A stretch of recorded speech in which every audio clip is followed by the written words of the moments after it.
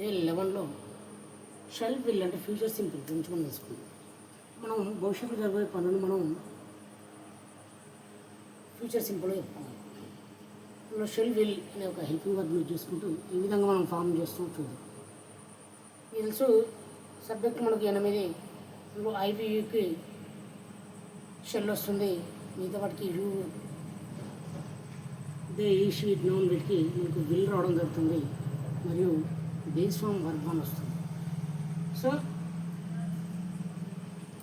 ఐవీకి మనం షెల్ కానీ మిగతా వాటికి విల్ యూజ్ చేసుకుంటూ ఈ విధంగా మనం ఫామ్ చేస్తాం. భవిష్యత్తులో చేయబోయే పనులను మనం ఫ్యూచర్ సింపుల్ అయిపోవాలి.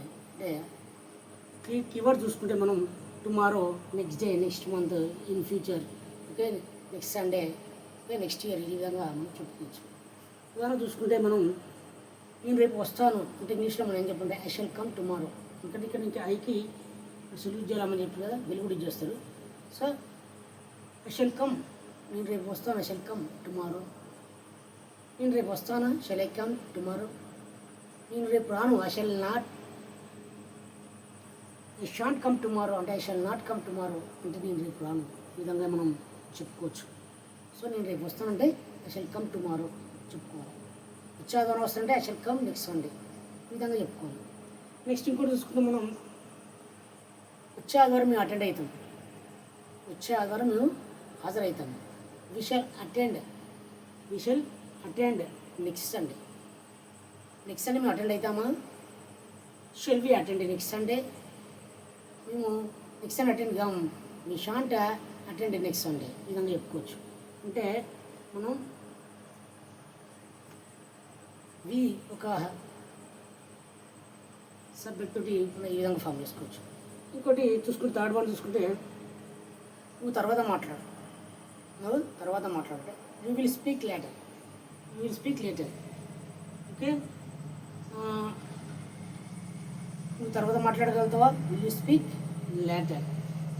ఓకే, నువ్వు తర్వాత మాట్లాడకూడదు అంటే యూ వోంట్ స్పీక్ లేటర్, ఈ విధంగా చెప్పుకోవచ్చు నువ్వు.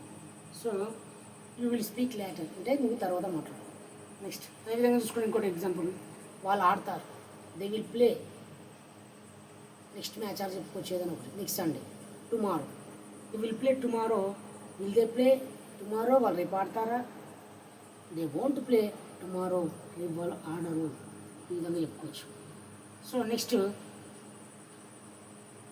అతను పట్టుకొస్తాడు, ఈ విల్ బ్రింగ్. అతను పట్టుకొస్తుంటే ఈ విల్ బ్రింగ్.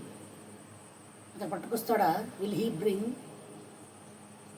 అతను పట్టుకురాడు, ఈ వోంట్ బ్రింగ్, ఈ విధంగా మనం చెప్పుకోవచ్చు. నెక్స్ట్ ఆమె కొంటుంది vegetables, she will buy vegetables. ఆమె వెజిటేబుల్ కొంటుందా? Will she buy vegetables. ఆమె వెజిటేబుల్ కొనదు, షీ వోంట్ బై వెజిటేబుల్స్. ఈ విధంగా మనం ఫ్యూచర్ సింపుల్లో మన షెల్ విల్ యూజ్ చేసి భవిష్యత్తులో మనం చేయబోయే పనులను ఈ ఫ్యూచర్ సింపుల్లో బేస్ ఫామ్ V1 యూజ్ చేసుకుంటూ helping verb shall will use చేసుకుంటూ సబ్జెక్టుతో ఈ విధంగా ఫామ్ చేసుకోవచ్చు. మరొకసారి చూద్దాం. డైరెక్ట్ చూసుకుంటే పాజిటివ్ చూసుకుంటే నేను రేపు వస్తానంటే I shall come tomorrow, okay. నేను రేపు వెళ్తానంటే ఐ షల్ గో. నెక్స్ట్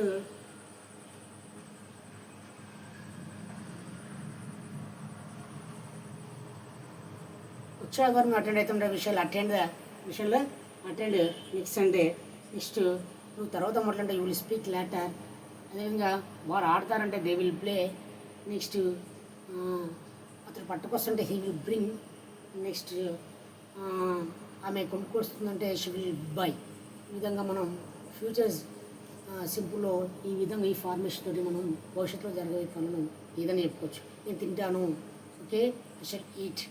నేను పరిగెడతాను, ఐ షల్ రన్, ఓకే. ఆ విధంగా మనం చాలా చెప్పుకోవచ్చు. నేను రాస్తాను, వారు రాస్తారు, దే విల్ రైట్, ఓకే. ఈ విధంగా మనం ఫామ్ చేసుకోవచ్చు, ఓకే. రైట్. రేపు మిగతా